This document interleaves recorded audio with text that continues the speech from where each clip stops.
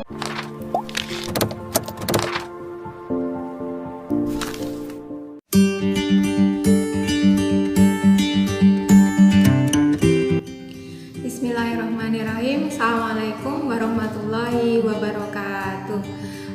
Perkenalkan, saya Ana Herawati selaku pengampu Kepala Program Keahlian Farmasi SMK Kesehatan Binatama. Selamat berjumpa kembali Ibu, Bapak, wali murid dan orang tua siswa kelas 12 farmasi.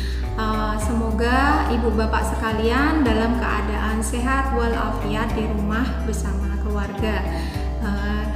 Pada kesempatan kali ini saya akan menyampaikan sosialisasi mengenai uji sertifikasi kompetensi atau USK yang akan ditempuh oleh putra-putri Ibu Bapak sekalian. Nah, perkenankan saya untuk memaparkan esensi dan tujuan dari pelaksanaan USK dan UKK pada siswa kelas 12 Farmasi SMK Kesehatan Binatama. Jadi untuk keperluan USK ini dasar hukumnya adalah bahwa alumni dari kelas 12 farmasi itu nanti dia mempunyai kompetensi bekerja sebagai asisten tenaga kesehatan. Nah, pada Undang-Undang Nomor 36 tahun 2014 tentang kesehatan tenaga kesehatan, di sana diatur bahwa asisten tenaga kefarmasian ini tidak terpisah dari tenaga kesehatan, ya. Nah, karena termasuk dalam tenaga kesehatan, maka dia harus mempunyai standar kompetensi yang berlaku secara nasional, kata Ibu. Nah, kegiatan USK ini dilakukan dalam rangka menjamin mutu lulusan dari SMK Kesehatan, ya, yang nantinya kalau kelas 12 farmasi ini maka dia akan bekerja sebagai asisten tenaga kefarmasian, ya. Nah, tujuan dilakukannya USK ini adalah yang pertama untuk memperoleh sertifikat kompetensi yang dikeluarkan oleh Badan Nasional Standarisasi Profesi, ya. Nah, jadi nanti putra-putri Ibu Bapak sekalian jika sudah mengikuti USK dan sudah dinyatakan kompeten, maka putra-putri Ibu Bapak sekalian berhak untuk mendapat sertifikat kompetensi yang berlogo Garuda yang berlaku secara nasional bahkan di lingkup Asia Tenggara, ya. Nah, tujuan dari kami melaksanakan USK ini sesuai dengan amanah undang-undang, yaitu memastikan lulusan yang kompeten dan terstandar secara nasional. Jadi bahwa standar asisten tenaga kefarmasian dari Sabang sampai Merauke itu sama, ya. Lalu menjaga integritas dan kredibilitas dari lulusan yang dihasilkan oleh SMK Kesehatan Binatama. Juga dengan adanya uji sertifikasi kompetensi ini tentu untuk meningkatkan profesionalisme dari lulusan yang dihasilkan oleh program keahlian farmasi SMK Kesehatan Binatama. Kemudian USK ini juga merupakan link and match, ya, antara dunia usaha dunia industri dengan SMK Kesehatan Binatama sebagai lembaga pendidikan.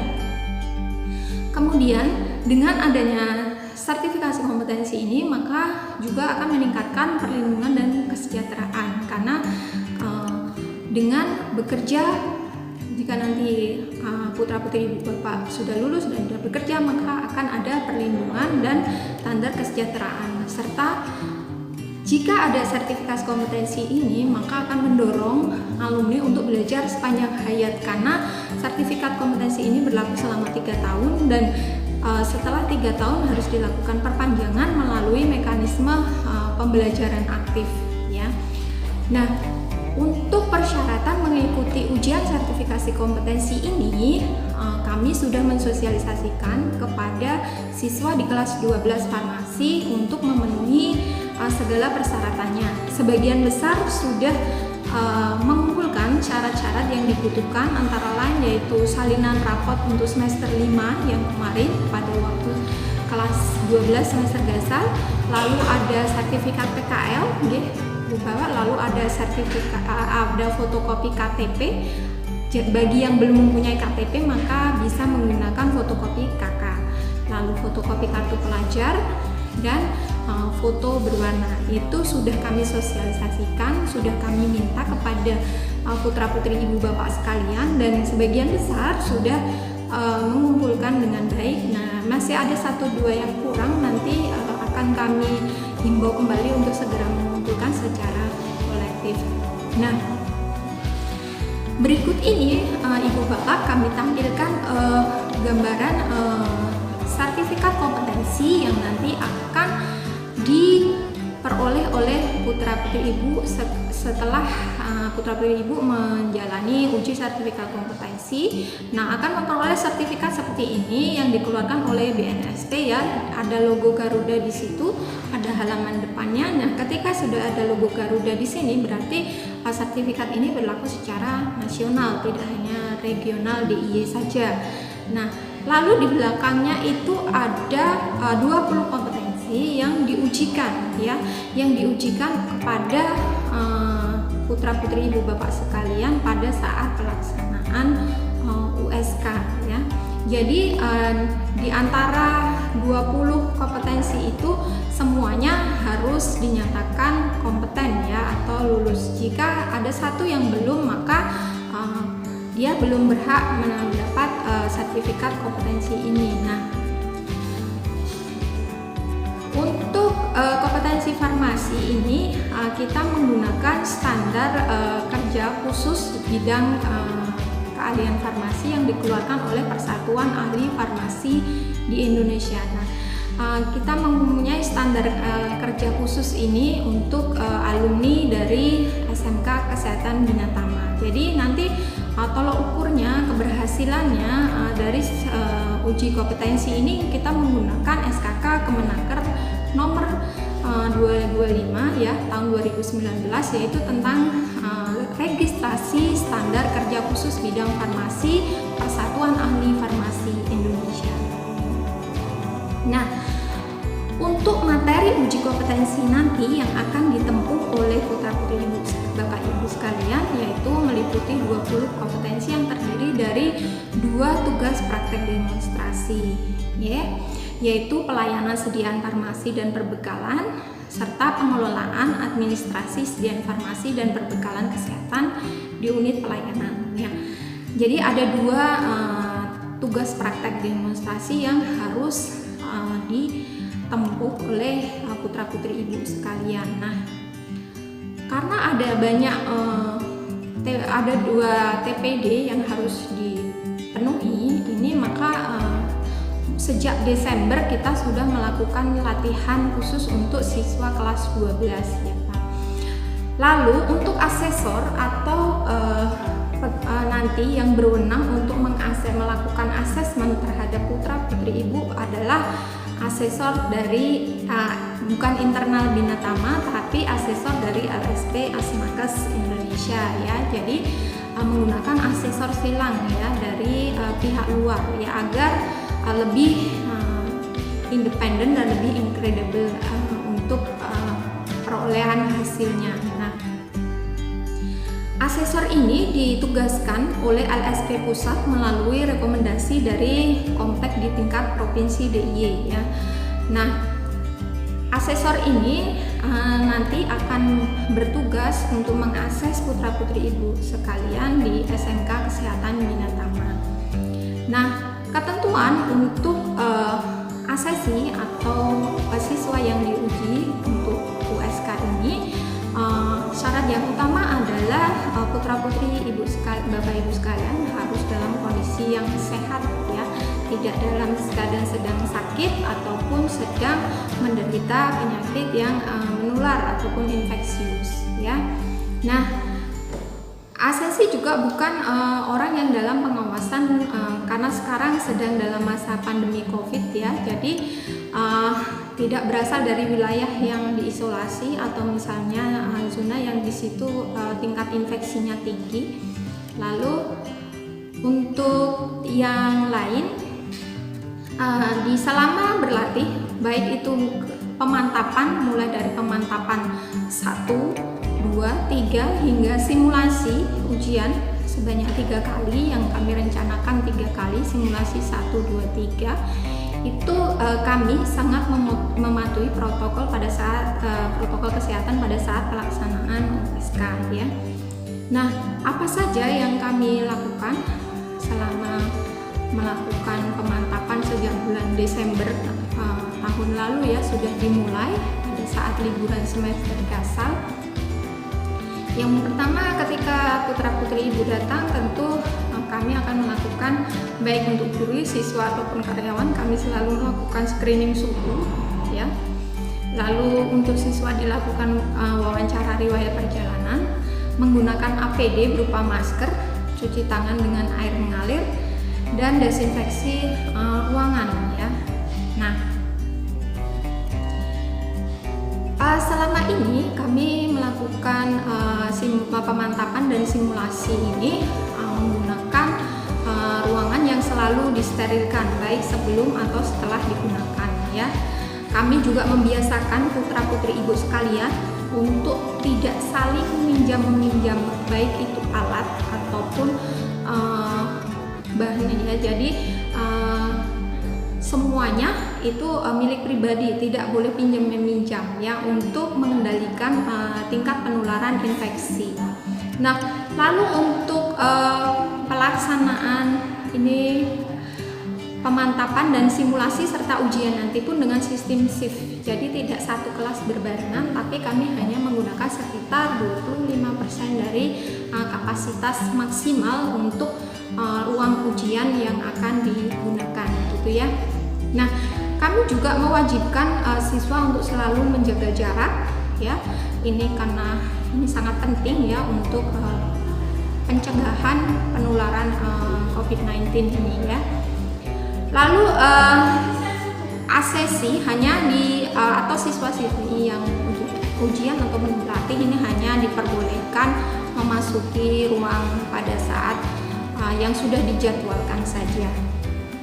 Nah, ibu bapak sekalian, berikut ini adalah rencana kegiatan kami ya untuk yang sudah dimulai pada minggu ketiga pada bulan Februari ya, mulai tanggal 22 sampai 27 Februari itu kami berencana melakukan simulasi ujian pertama ya, dimulai dari pukul 7.30 hingga pukul 12. Lalu selanjutnya pada tanggal 1 sampai 6 Maret kami akan melakukan simulasi ujian yang kedua ya, dengan sistem penilaian yang screening lagi yang lebih ketat ya.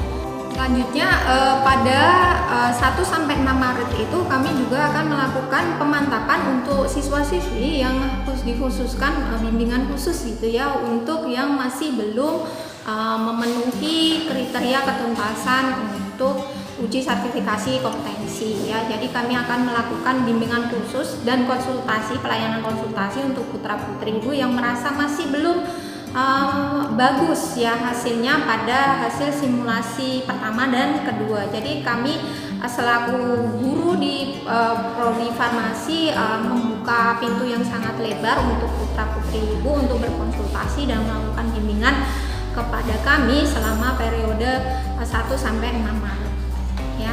Lalu pada 8 sampai 10 Maret ini rencananya kami akan melakukan simulasi terakhir sebelum pelaksanaan USK yang sebenarnya yaitu pada tanggal 15 sampai 16 Maret. Jadi 8 sampai 10 Maret itu nanti ada simulasi ketiga.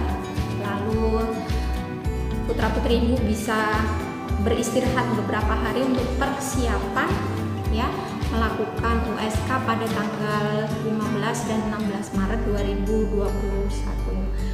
Nah, berikut ini saya akan memberikan gambaran kepada ibu bapak sekalian mengenai apa saja sih yang dilakukan atau yang kami berikan kepada putra-putri ibu bapak sekalian selama putra-putri ibu bapak sekalian itu mengikuti kegiatan pemantapan simulasi di sekolah ya.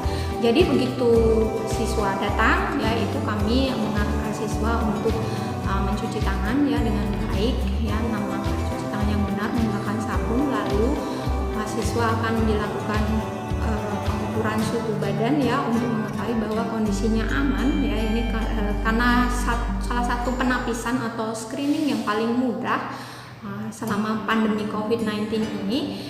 Jadi untuk mengetahui bahwa putra-putri sekalian dan juga gurunya, guru pembimbingnya pun kami screening bahwa suhu badannya itu dalam kondisi baik dan normal ya, tidak dalam sedang demam ataupun malah hipotermi gitu.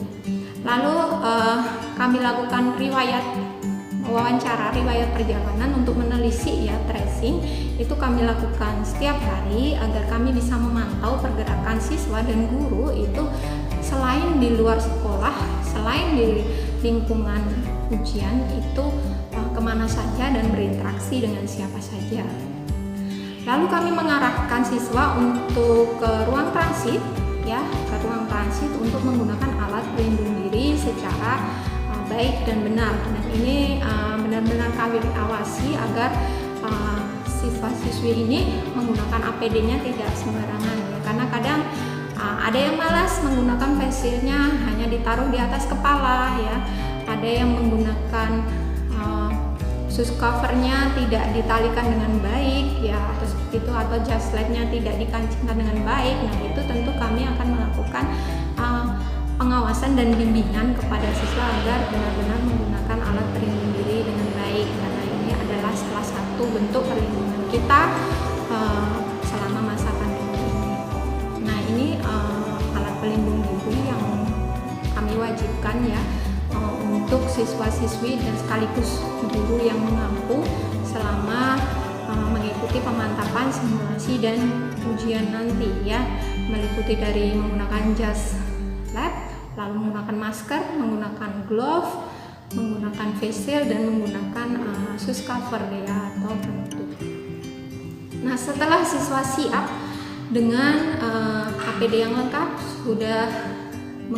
sudah menyiapkan alat praktik dan buku standar yang harus dipakai untuk keperluan praktikum, maka siswa kami arahkan masuk tertib dengan antri dengan tertib ya, memasuki lab dengan tetap menjaga jarak seperti pada tayangan gambar berikut ini ya. Jadi tidak uyel-uyelan, jadi kami biasakan untuk antri dengan baik seperti ini. Nah, ini besok adalah gambaran dari suasana ujian, di mana di situ sudah ada asesor yang bertugas untuk mengakses putra-putri ibu bapak sekalian. Lalu bisa dilihat pada gambar ini bahwa kami benar-benar memperhatikan adanya jarak yang harus dijaga untuk mencegah penularan COVID-19 ini, juga meminimalisir kontak ya dengan satu dengan yang lainnya. Nah, seperti ini sudah tertata. Nah, ini adalah gambaran ketika putra-putri ibu bapak sekalian nanti melaksanakan ujian ataupun pada saat sekarang ini sudah dimulai melakukan simulasi dan pemantapan ya. Demikian ibu bapak sekalian hal-hal yang bisa saya sampaikan mengenai rencana dari sekolah kita SMK Kesehatan Bina Tama untuk melaksanakan uji sertifikasi kompetensi pada tahun pelajaran 2020-2021. Kurang lebihnya saya mohon maaf apabila ada hal-hal yang ingin ditanyakan kepada kami sangat terbuka untuk menghubungi kami 24 jam. Kontak kami ada pada surat edaran pemberitahuan kepada wali murid untuk 5 guru pengampu di prodi farmasi. Semua kontaknya sudah ada. Silakan jika ibu bapak ada hal-hal yang mau ditanyakan bisa menghubungi kami kapan saja. Terima kasih atas perhatiannya. Kurang lebihnya mohon maaf. Akhirul kalam. Assalamualaikum warahmatullahi wabarakatuh.